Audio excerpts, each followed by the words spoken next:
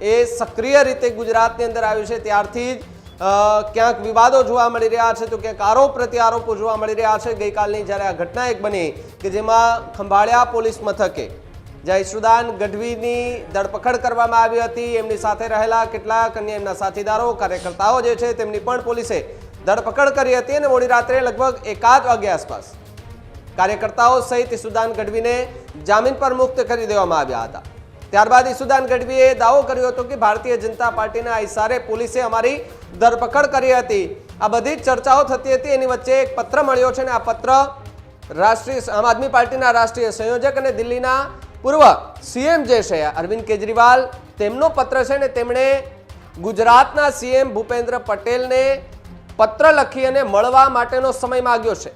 અને એ પત્રની અંદર ઉલ્લેખ કરવામાં આવ્યો છે કે અમારા કાર્યકર્તાઓ જે છે તેમની પર ખોટી રીતે ફરિયાદો દાખલ કરવામાં આવી રહી છે એ મુદ્દે અને આમ આદમી પાર્ટી કે જેમના જેટલા ચહેરાઓ એટલે કે આમ આદમી પાર્ટીના ખેસ પહેરેલા જેટલા ચહેરાઓ એમની ઉપર ખોટી રીતે ફરિયાદો દાખલ કરવામાં આવે છે મુદ્દે ચર્ચા કરવી છે, બેઠક કરવી છે। આ લેટર જે છે તે હાલ અત્યારે સામે આવ્યો છે, સાથે જ આરોપો પણ લગાવ્યા છે કે આમ આદમી પાર્ટીની લોકપ્રિયતા વધતા ભારતીય જનતા પાર્ટી બોખલાઈ ગઈ છે। આ પ્રકારનો આરોપ અરવિંદ કેજરીવાલ છે તેમણે એ પત્રની મારફતે લગાડ્યો છે અને ભૂપેન્દ્ર પટેલ સાથે મુલાકાતનો સમય જે છે તે માંગ્યો છે। બીજી તરફ ગુજરાતમાં આમ આદમી પાર્ટીના 160 કાર્યકર્તાઓની ધરપકડનો દાવો જે છે તે આમ આદમી પાર્ટી અત્યારે કરી રહી છે। છેલ્લા 1 અઠવાડિયાથી આમ આદમી પાર્ટીના કેટલાક નેતાઓ પર પોલીસ ફરિયાદ જે છે તે દાખલ થઈ છે। કેટલાક લોકો એ પોલીસ કસ્ટડીમાં છે તો કેટલાક લોકો કહી શકાય કે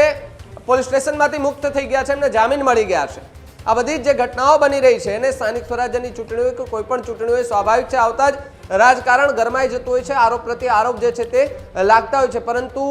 જે ઈશુદાન ગઢવીનો વિડીયો સામે આવ્યો હતો, પોલીસ સ્ટેશનમાં જે બબાલ કરી હતી, એટલા માટે થઈને પોલીસનું જે સ્ટેટમેન્ટ આવ્યું હતું ને કહ્યું હતું કે ફરજમાં રૂકાવટ જે છે તે આમ આદમી પાર્ટીના નેતાઓ કરી રહ્યા હતા, એટલા માટે પછી ન છૂટકે ફરિયાદ જે છે તે દાખલ કરવી પડી અને કાર્યવાહી જે છે તે કરવી પડી। જોકે જામીનપાત્ર ગુના હતા એટલે મોડી રાત્રે 1 વાગ્યા આસપાસ ઈશુદાન ગઢવી સહિતના જે કાર્યકર્તાઓની ધરપકડ કરવામાં આવી હતી એ તમામને ત્યાંથી મુક્ત કરી દેવામાં આવ્યા હતા અને બહાર આવતાની સાથે જ સત્યમેવ જયતેના નારાઓ જે છે તે લગાડી રહ્યા હતા, આરોપો લગાડી રહ્યા હતા કે ભારતીય જનતા પાર્ટીના ઇશારે પોલીસ કામગીરી કરી રહી છે।